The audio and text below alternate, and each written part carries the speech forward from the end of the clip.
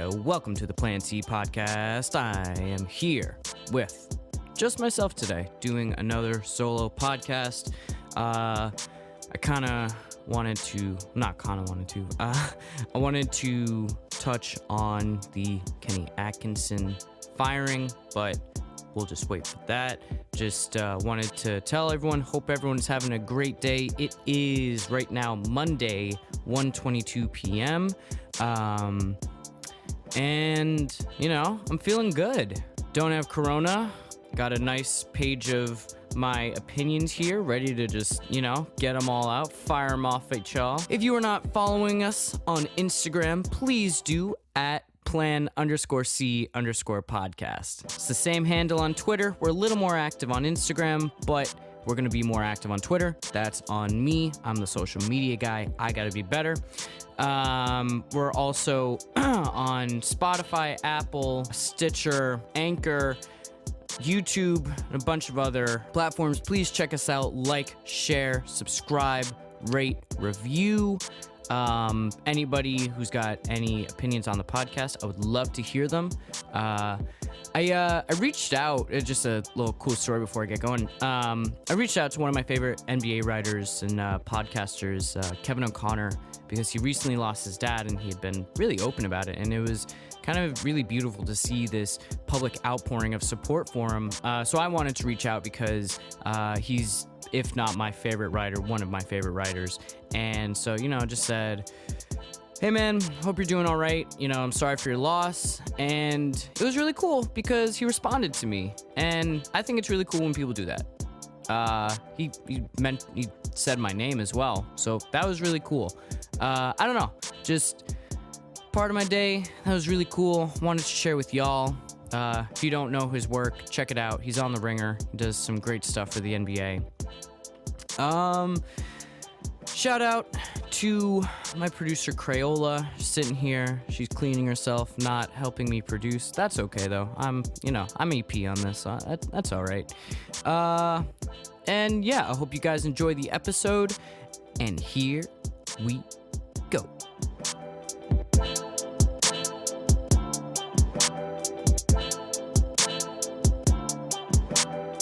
So today, wanted to talk about my thoughts on Kenny Atkinson's firing. So Kenny Atkinson was head coach of the Brooklyn Nets, had done a good job with just a team that didn't have a lot of assets and took them out of a dark place in terms of instability and where the franchise was going in terms of direction.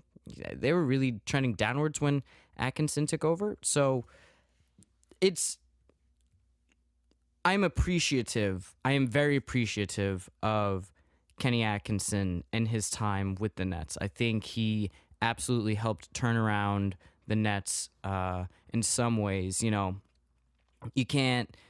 never really know if a player gets better because of a coach or an assistant coach or just the player or whatever. But the players seem to get better because of the staff and just kind of Kenny around him. So I first wanted to say, so this whole situation basically comes out in the morning. Atkinson is fired. I believe that was Saturday morning. And my initial thought is like, what the fuck? That's kind of crazy. We are in a playoff run. We don't have our two top stars, so this season was always going to be a throwaway. So it's just it was certainly shocking to me at first. But then I started thinking about it, and he has such a good relationship with the media that so many guys were coming out and, oh my God, how could you do this? Oh, Sean Marks. I like the Brooklyn Post killed Sean Marks. And I just think that is that's an effect of Kenny's relationship with some of the media members. I think he is such a cool, dope guy, and he's really good to people that people like him. I liked him. He was a good dude. So the reporting is that there were problems with Atkinson and some of the players, and that he had lost some of the locker room, and that Atkinson didn't want to coach Durant and Kyrie. And so, I just want to get into it. And I think I have like a page at least of notes. So thinking about it from an asset standpoint, you're going to want to have Kyrie Irving and Kevin Durant on your team versus a coach. Unless that coach is prime Phil Jackson or Greg Popovich, I don't think you're upset about I don't think you should be that upset about losing a head coach if it's going to keep your superstars happy, because these are the motherfuckers who are going to win you a ring, right? So, this year was already supposed to be a throwaway because, Durant isn't playing. He tore his Achilles, and that's an injury that takes a year to come back from. And so we always knew that the signings during the summer, the signings during the summer weren't going to be for this year necessarily. We knew that this year was going to be a throwaway. And I think it's really important that Sean Marks is the GM of the Brooklyn Nets. He saw that, you know what? It's not working out with Kenny. Kenny, apparently he didn't want to work with Kyrie and Durant. And other reports are saying that he didn't communicate to the players about, roles, leadership positions, and so on and so forth. And I think when you have established stars on your team who, have been to the NBA Finals, have made a crazy-ass Game 7 shot to essentially win the NBA Finals, I think it's so important to cater to them more so than to the coach, because the players, again, they're the ones on the court making those shots. The coach can only do so much. I also think to immediately blame Kyrie Irving in this situation, it's not fair.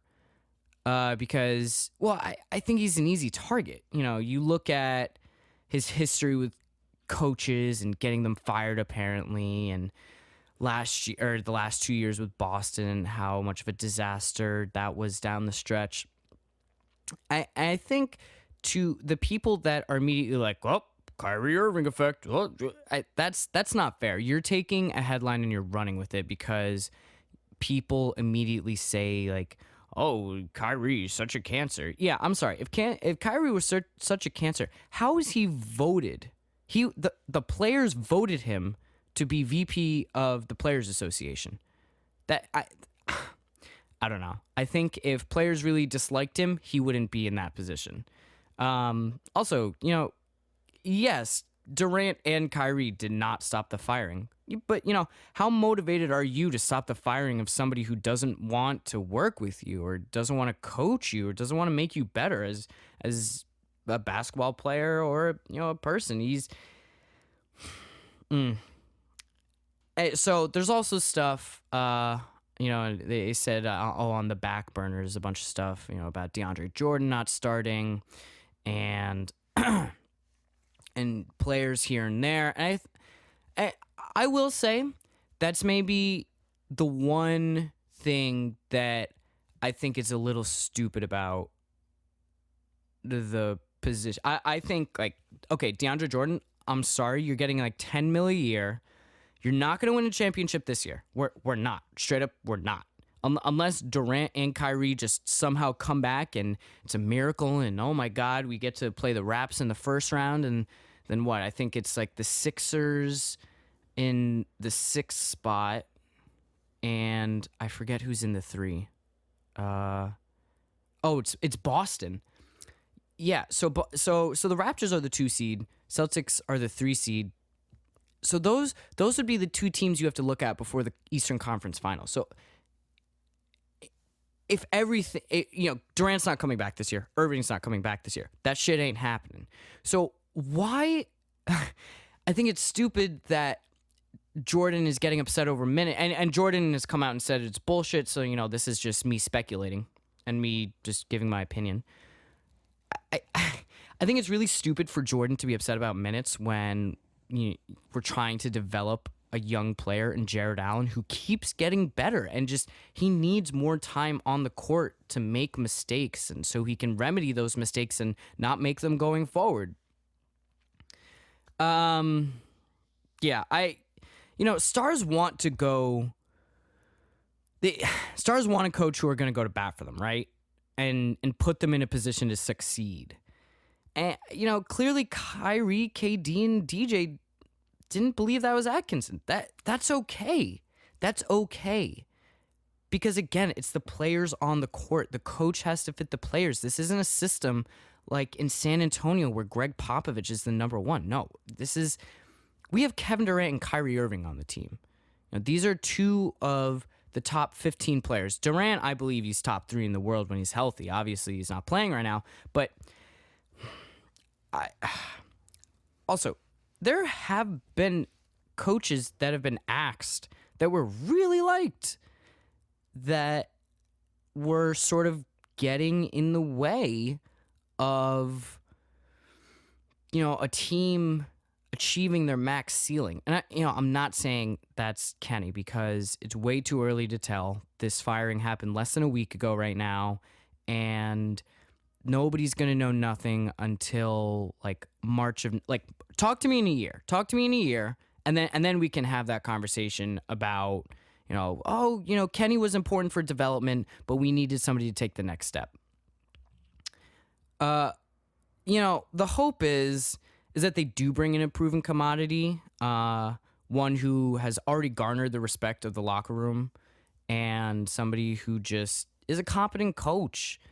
And I've heard that people have thrown Tyronn Lue's name in there because of his relationship with Kyrie Irving, and they've thrown Mark Jackson's name in there, and people are I don't know if this is just the small sect of Nets Twitter, because Nets Twitter ain't big, but of people who believe that somebody from San Antonio is going to be coming, whether it's Duncan or Popovich. I think that's absolutely not going to happen.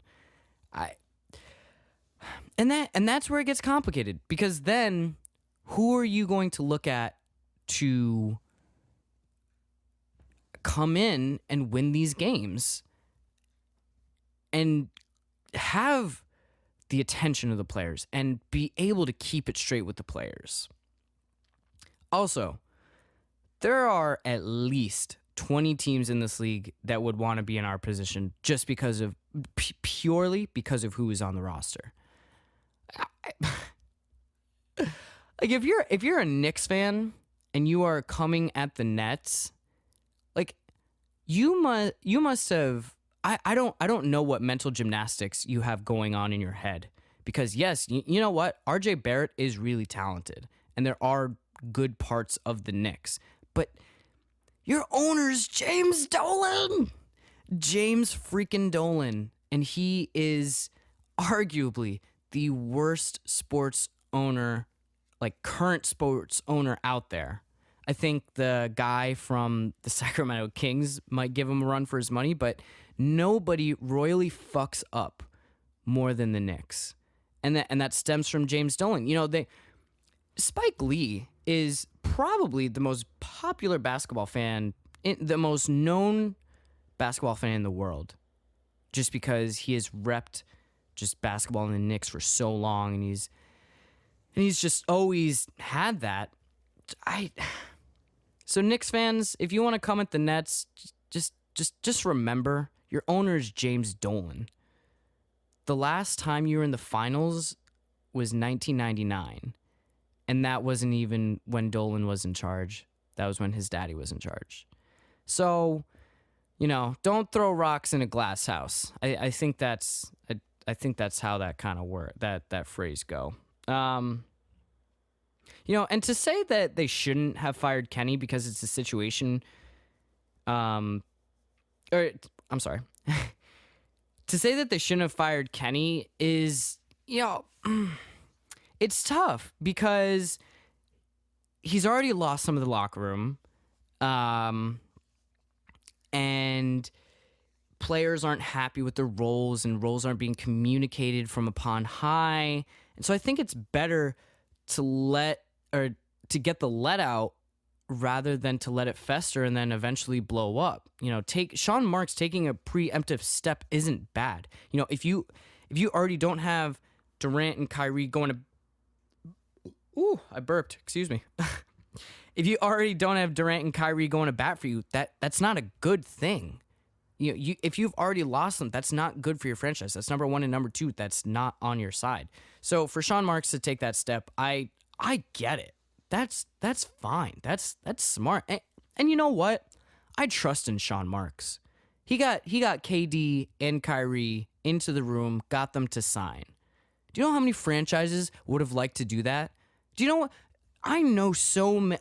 I know this is the second time I'm bringing up the Knicks, but wow, I knew so many Knicks fans who were so sure that Durant and Kyrie were coming, and there were other teams that were like, "Oh, Durant and Kyrie, he's on it. They're coming." It's just like, no, stop. They're. I think that if you're gonna rip on Sean Marks for taking a preemptive step after I don't know a single move that Sean Marks that hasn't panned out thus far. Most trades that he's made have and picks have come to fruition. I think that's a really good thing.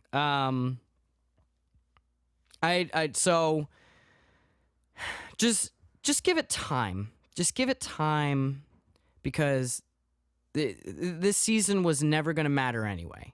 We weren't going to have KD for the entire year, so there was, I don't know, there was kind of a tempered expectation for the team. And yes, while it has at times felt like this team is disappointing, I think to absolutely rip Sean Marks apart is just kind of a flashpoint reaction. And that's all I'm going to say on that. Real quick, I want to get to the MVP conversation.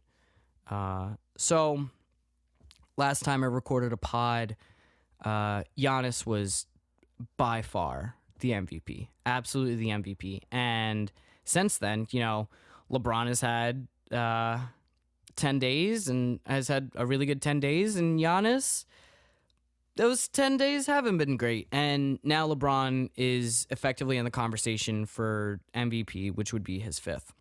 So I really think that the media just really dictates the narrative of MVP. And it's like, oh, it's the story. Oh, it's this and that. It's so annoying to be like, oh, he deserves his fifth MVP. If he deserved his fifth MVP, he would have it by now, right? And I think the things that Giannis is doing in the time in the time that he's doing, he's only playing like 30 minutes a night, and he's still putting up crazy ass numbers. I don't know. I respect LeBron a lot. I think LeBron is such a good example as the modern superstar who has done it right. And I just think Giannis deserves it more. Even at this point in the season, I know there's, 18 games left or something like that. And we have probably a month and a half to go. Well, I also, let me just say, it's definitely too early. It's definitely too early, because these narratives can flip so fast that, what if LeBron, God forbid, gets hurt, and then it's just back to Giannis. And also to say that that LeBron he deserves it. Giannis is gonna play 15 more years. He'll win plenty of more. You can't say that. That's not fair. That's not fair to Giannis and all the work he's put in and the efficiency that he's done it. Also, it must be really, really nice to have Anthony Davis on your team. Giannis has Chris Middleton that's the second best player on his team. And yes, Chris Middleton is an all-star, but Anthony Davis is a top 5 player, and that just the gravity of Anthony Davis and the attention that you have to give to him on defense specifically is just it's so high, and it's so you're gonna give Anthony Davis that attention, and Giannis doesn't have his Anthony Davis. So, and you can say, Mike Budenholzer's system, but no, if you take away Mike Budenholzer's system, I still think Giannis is an absolute savage. But again, it's still too early. But if you were to ask me today, who gets it? I'm still saying Giannis. He's still the best player on the best team. I know. Oh, LeBron locked him up. Oh, fourth quarter, LeBron was on him. He wasn't on him that much. Calm down. It's just it's so interesting that I think the Vegas odds were like last week LeBron plus it was like 10-1, and now it's like plus 125 or something like that. I'm pulling those numbers out of the air / kind of from my memory, but I don't know. It's annoying how somebody has a couple wins against great teams, puts up great numbers, and I'm not trying to take anything away from LeBron's performance. LeBron at 35 it blows my mind how good he is, because at 35 athletes aren't supposed to be doing what LeBron is doing. And